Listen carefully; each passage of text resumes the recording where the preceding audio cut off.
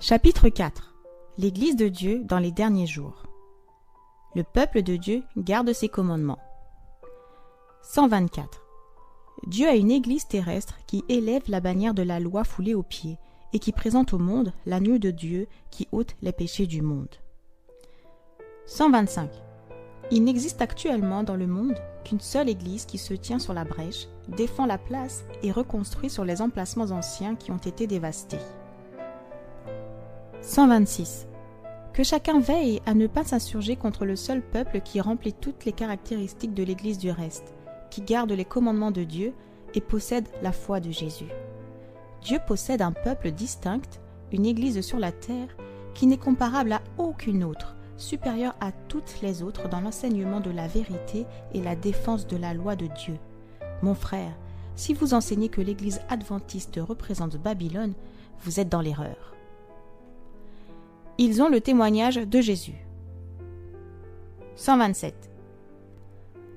Tandis que s'approche la fin et que l'annonce des derniers avertissements s'étend au monde entier, il devient plus important pour ceux qui acceptent la vérité présente d'avoir une claire compréhension de la nature et de l'influence des témoignages que Dieu, dans sa providence, a liés à l'œuvre du troisième ange dès son origine même. 128.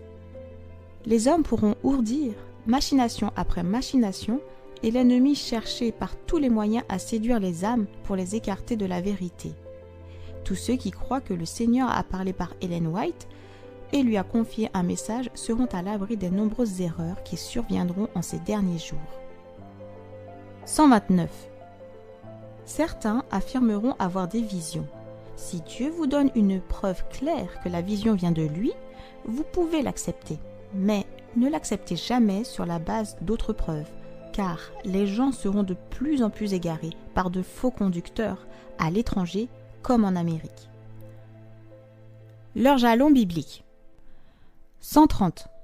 L'année 1844 fut riche en événements, ouvrant à nos yeux étonnés la purification du sanctuaire qui survient dans les cieux et qui a un rapport indéniable avec le peuple de Dieu sur la terre. Elle a également mis en évidence les messages du premier et du second ange, ainsi que du troisième, déployant la bannière sur laquelle sont inscrits les mots « Les commandements de Dieu et la foi de Jésus ». L'un des jalons qui accompagnait ce message, ce fut la révélation du temple de Dieu aperçu dans les cieux, par son peuple fidèle à la vérité et de l'arche contenant la loi de Dieu. La lumière du sabbat, du quatrième commandement, fit jaillir ses rayons puissants sur le chemin des transgresseurs de la loi de Dieu. La nature mortelle des réprouvés est l'un de ces anciens jalons. Je ne puis rien invoquer d'autre au titre des anciens jalons de notre foi. La mission particulière des adventistes du 7e jour. 131. Le Seigneur a fait de nous les dépositaires de sa loi. Il nous a confié une vérité sacrée et éternelle qui doit être communiquée aux autres par de fidèles avertissements, des réprimandes et des encouragements. 132. Les adventistes du 7e jour ont été choisis par Dieu comme un peuple particulier, séparé du monde. Par la grande puissance de la vérité, il les a rachetés au monde et les a mis en relation avec lui. Il a fait d'eux des représentants et les a appelés à être ses ambassadeurs dans l'œuvre ultime du salut. Le plus grand trésor de vérité jamais confié à des mortels, les avertissements les plus solennels et les plus terribles qui aient jamais été envoyés par Dieu à l'homme leur ont été confiés afin qu'il les délivre au monde. 133. Dans un sens particulier, les adventistes du 7e jour ont été placés dans le monde comme des sentinelles et des porteurs de lumière.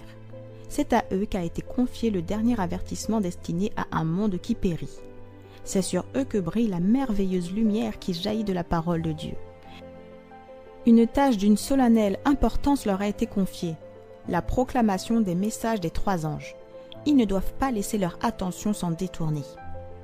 Pourquoi fut organisée l'Église adventiste du 7e jour? 134. Tandis que s'accroissait le nombre des membres de l'Église, il devenait évident que, sans quelque forme d'organisation, nous aboutirions à une grande confusion et que l'œuvre ne pourrait être accomplie convenablement.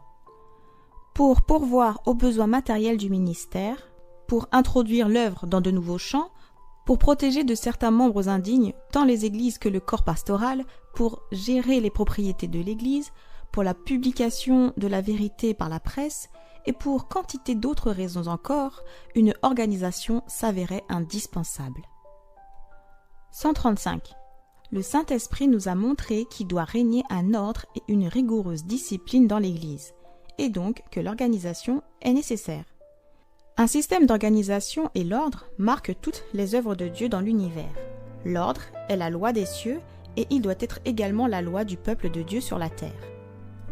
L'organisation sera toujours essentielle. 136. À moins d'être suffisamment organisées pour assurer et imposer l'ordre, les églises ne peuvent rien espérer de leur avenir. 137. Oh, comme Satan se réjouirait s'il pouvait s'introduire parmi ce peuple et désorganiser l'œuvre au moment où l'organisation forte sera essentielle et deviendra le plus grand pouvoir pour enrayer les mouvements de révolte illégitimes et pour réfuter des opinions que la parole de Dieu n'approuve pas. Respectons l'ordre équitablement, afin de ne pas ouvrir de brèche dans notre système d'organisation et de ne pas détruire l'ordre que nous avons construit par un travail sage et attentif. Il ne faut pas laisser agir les éléments de désordre qui souhaitent prendre le contrôle de l'œuvre. 139. Tandis que nous approchons de la crise finale, au lieu de penser que l'ordre et l'harmonie de notre action sont moins nécessaires, nous devons au contraire nous montrer encore plus systématiques que par le passé. L'autorité particulière de l'Église de Dieu. 140. Dieu a investi son Église d'une autorité et d'un pouvoir spéciaux que personne ne peut mépriser ni négliger, car en agissant ainsi, c'est la voix de Dieu qu'il méprise. 141. Dieu a remis à son Église les plus grands pouvoirs qui soient sous les cieux. C'est la voix de Dieu parlant par son peuple uni et qui doit être respectée. Faiblesse spirituelle et aveuglement. 142. Tout ce que j'ai affirmé à Minneapolis m'a été confirmé au sujet de la réforme nécessaire des églises. Des réformes doivent être opérées pour porter remède à la faiblesse spirituelle et à l'aveuglement qui affecte le peuple comblé par de grands privilèges et de précieuses opportunités. En tant que réformateurs, les membres de ce peuple étaient sortis des églises traditionnelles, mais voici qu'ils jouent maintenant le même rôle que celui joué par les églises. Nous espérons que nous n'aurons pas besoin d'une nouvelle rupture. Tandis que nous avons à cœur de garder l'unité de l'esprit dans le lien de la paix, nous ne voulons ni par la plume ni de vive voix cesser de protester contre le fanatisme sectaire. 143. À ceux qui sont fiers de leur lumière et cependant ne réussissent pas à marcher selon celle-ci, le Christ dit : c'est pourquoi je vous le dis. Si les miracles qui ont été faits au milieu de vous avaient été faits dans Tyr et dans Sidon, il y a longtemps qu'elles se seraient repenties en prenant le sac et la cendre. C'est pourquoi je vous le dis, au jour du jugement, Tyr et Sidon seront traités moins rigoureusement que vous. Et toi, Capernaum, entre parenthèses, les adventistes du 7e jour qui ont reçu une grande lumière, seras-tu élevé jusqu'au ciel en ce qui concerne les privilèges ? Non, tu seras abaissé jusqu'au séjour des morts, car si les miracles qui ont été faits au milieu de toi avaient été faits dans Sodome, elles subsisteraient encore aujourd'hui. C'est pourquoi je vous le dis, le pays de Sodome sera traité moins rigoureusement que toi. 144. L'Église est dans l'état de l'Église de Laodicée. La présence de Dieu n'est pas au milieu d'elle. L'abus de pouvoir chez les dirigeants de l'Église. La conférence générale en elle-même se corrompt par des opinions et des principes erronés. 146. Les hommes ont profité déloyalement de ceux qu'ils ont considérés comme étant placés sous leur juridiction. Ils étaient déterminés à faire céder les individus, ils entendaient régner ou ruiner. 147. Le pouvoir autoritaire qui s'est développé, comme si leur position avait fait des hommes des dieux, m'effraie et devrait nous inquiéter. C'est une malédiction partout où il est exercé et par qui que ce soit qui l'exerce. 148. Trop de lourdes responsabilités ont été confiées à un petit nombre d'hommes et plusieurs d'entre eux ne font pas de Dieu leur conseiller. Que savent ces hommes des impératifs du travail dans des pays étrangers ? Comment peuvent-ils connaître la réponse à donner aux questions qu'on leur pose pour information? Ceux qui sont en pays étranger devraient attendre la réponse pendant 3 mois en admettant que celle-ci soit envoyée sans délai. 149. Ceux qui se trouvent outre-mer n'accompliront pas ce que leur jugement leur permet d'estimer bon sans avoir au préalable demandé la permission à Battle Creek. Avant d'avancer, ils attendent de cette autorité le oui ou le non. 150. Il n'est pas sage de choisir un seul homme comme président de la conférence générale.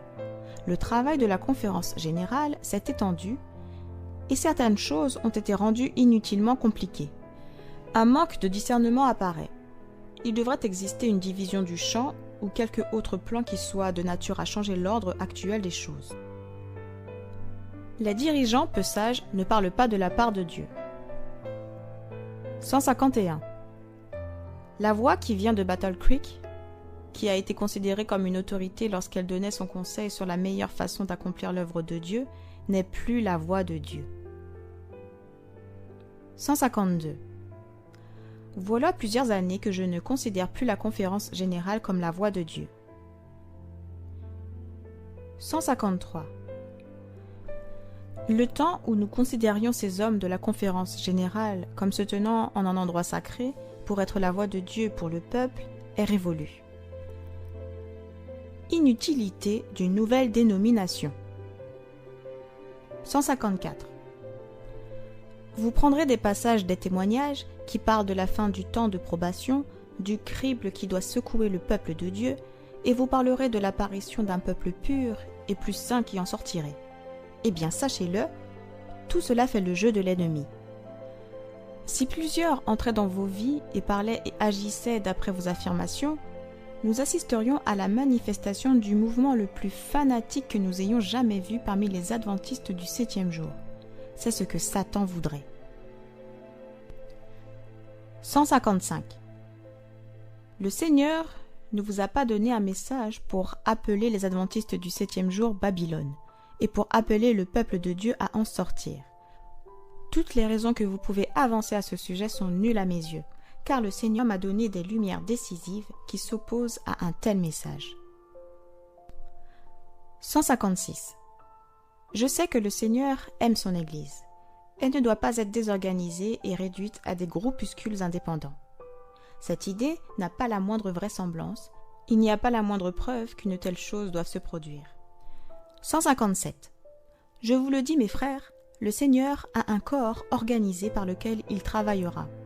Lorsque quelqu'un agit séparément du corps organisé, que constitue le peuple obéissant au commandement de Dieu, lorsqu'il commence à peser l'Église avec des balances humaines et à prononcer sur elle des jugements, alors vous pouvez être certain que Dieu ne le conduit pas. Il se fourvoie. Dieu mettra toutes choses en ordre. 158. Nous n'avons pas à douter ou à craindre que le travail ne réussisse pas. Dieu conduit son œuvre et il mettra toutes choses en ordre. Si certaines choses doivent être ajustées à la tête de l'œuvre, Dieu y veillera et il redressera tous les torts. Ayons foi en Dieu qui va conduire à bon port le noble navire où le peuple de Dieu s'est embarqué. 159. Dieu n'aurait-il pas d'église vivante? Il a une église effectivement, mais c'est l'église militante, non l'église triomphante. Nous regrettons qu'il y ait des membres déficients, ils constituent l'ivraie parmi le bon grain. Bien qu'il y ait des choses mauvaises dans l'église, elles demeureront jusqu'à la fin du monde. L'église, dans ces derniers jours, doit être la lumière du monde qui est polluée et corrompue par le péché. C'est sur l'église, tout affaiblie et défaillante qu'elle est. Sur l'Église qui a besoin d'être admonestée, avertie et conseillée, c'est sur l'Église que le Christ pose son regard suprême. 160. Les puissances de Satan ne triompheront jamais. La victoire accompagnera le message du 3e ange. De même que le capitaine des armées du Seigneur a renversé les murs de Jéricho, ainsi le peuple champion des commandements de Dieu triomphera, et tous les adversaires seront anéantis. La répartition des responsabilités est exigée. 161. Ce dont nous avons besoin maintenant, c'est d'une réorganisation. Nous devons commencer par les fondations et construire selon un principe différent. 162. Voici les hommes qui sont à la tête de nos diverses institutions, à la tête de nos établissements d'éducation et des fédérations, dans diverses villes et différents États. Ils doivent tous être des hommes représentatifs et sont appelés à modeler et à façonner les plans qui seront entrepris. Il nous faut plus d'un ou deux hommes pour considérer tout notre vaste champ.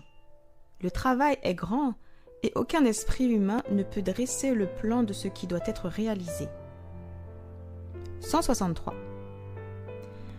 Maintenant, j'aimerais dire que Dieu n'a placé aucun pouvoir monarchique dans nos rangs pour contrôler telle ou telle branche de l'œuvre. Celle-ci a été grandement diminuée par des efforts pour tenter de la contrôler sous tous ses aspects.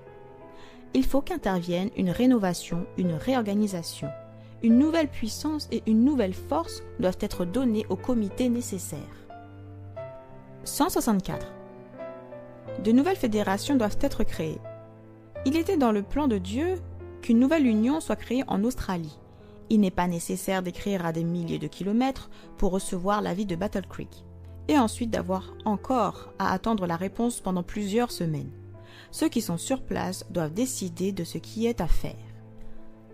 La réponse de la conférence générale de 1901. 165. Qui était avec nous depuis le début de cette conférence ?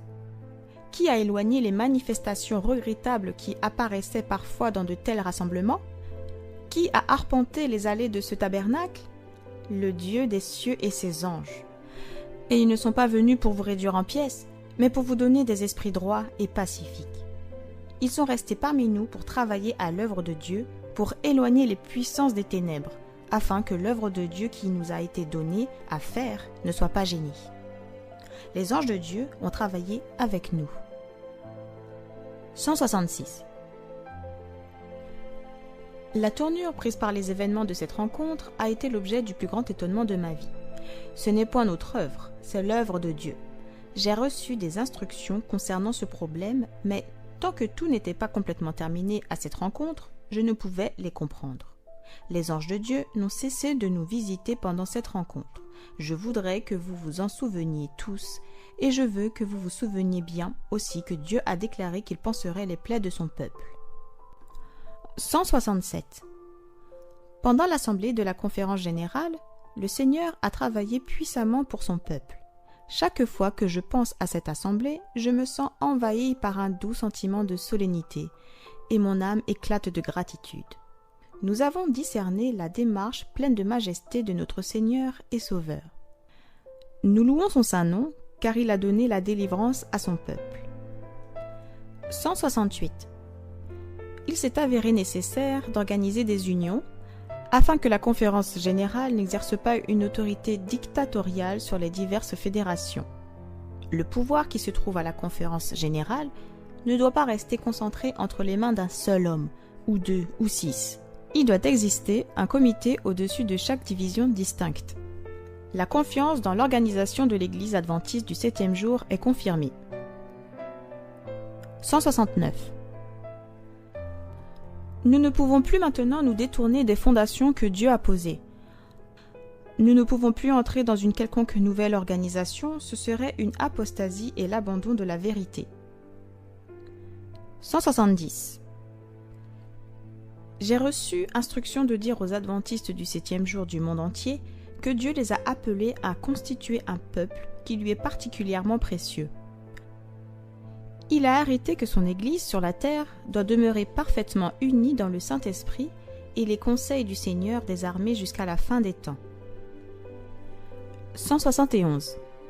Parfois, lorsqu'un petit groupe d'hommes chargés de la gestion globale de l'œuvre ont, au nom de la conférence générale, pensé réaliser des plans qui manquaient de sagesse et visaient à restreindre l'œuvre de Dieu, j'ai déclaré que je ne pouvais plus considérer la voix de la conférence générale, représentée par ces quelques hommes, comme la voix de Dieu.